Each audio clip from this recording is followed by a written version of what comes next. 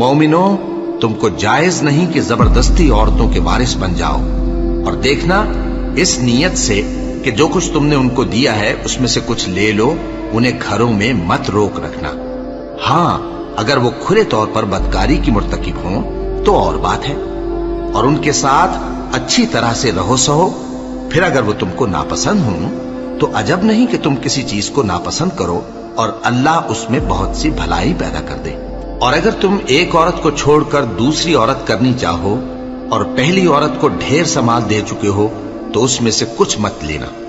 भला तुम बुहतान लगाकर और खुला गुनाह करके अपना माल उससे वापस लोगे? और तुम दिया हुआ माल क्यों कर वापस ले सकते हो जबकि तुम एक दूसरे के साथ सोबत कर चुके हो और वो तुमसे पुख्ता अहद भी ले चुकी हैं?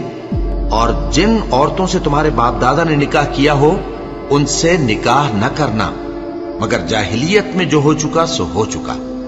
ये निहायत बेहयाई और अल्लाह की नाखुशी की बात थी और बहुत बुरा दस्तूर था। तुम पर तुम्हारी माएं और बेटियां और बहनें और फूफियां और खालाएं और भतीजियां और भांजियां और वो माएं जिन्होंने तुमको दूध पिलाया हो और रिजाई बहनें और सासें हराम कर दी गई हैं।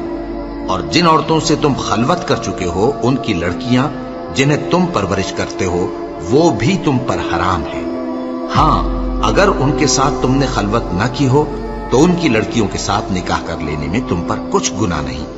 और तुम्हारे सुलभी बेटों की औरतें भी और दो बहनों का इकट्ठा करना भी हराम है, मगर जो हो चुका सो हो चुका। बेशक अल्लाह बख्शने वाला है, बड़ा मेहरबान है। और शौहर वाली औरतें भी तुम पर हराम हैं, मगर वो जो कैद होकर बांदियों के तौर पर तुम्हारे कब्जे में आ जाएं। ये हुक्म अल्लाह ने तुमको लिख दिया है और इन मुहर्रमात के सिवा दूसरी औरतें तुमको हलाल हैं, इस तरह से कि माल खर्च करके उनसे निकाह कर लो, बशर्ते के निकाह से मकसूद इफ्फत कायम रखना हो, न कि शहवत परस्ती। तो जिन औरतों से तुम लुत्फ अंदोज हुए उनका मेहर जो मुकर्रर किया हो अदा कर दो। और अगर मुकर्रर करने के बाद आपस की रजामंदी से मेहर में कमी बेशी कर लो तो तुम पर कुछ गुनाह नहीं। बेशक अल्लाह सब कुछ जानने वाला है, हिकमत वाला है। और जो शख्स तुम में से मोमिन आजाद औरतों से निकाह करने का मकदूर न रखे तो मोमिन बांदियों ही से जो तुम्हारे कब्जे में आ गई हो निकाह कर ले। और अल्लाह तुम्हारे ईमान को अच्छी तरह जानता है। तुम आपस में एक दूसरे के हम जिन्स हो, फिर उन लौंडियों के साथ उनके मालिकों से इजाजत हासिल करके निकाह कर लो और दस्तूर के मुताबिक उनका मेहर भी अदा कर दो, बशर्ते कि वो पाक दामन हो, न ऐसी कि खुल्लम खुल्ला बदकारी करें और न दरपर्दा दोस्ती करना चाहें। फिर अगर वो निकाह में आकर बदकारी का इर्तिकाब कर बैठें तो जो सजा आजाद औरतों के लिए है उसकी आधी उनको दी जाए। ये बांधी के साथ निकाह करने की इजाजत उस शख्स को है जिसे गुनाह कर बैठने का अंदेशा हो।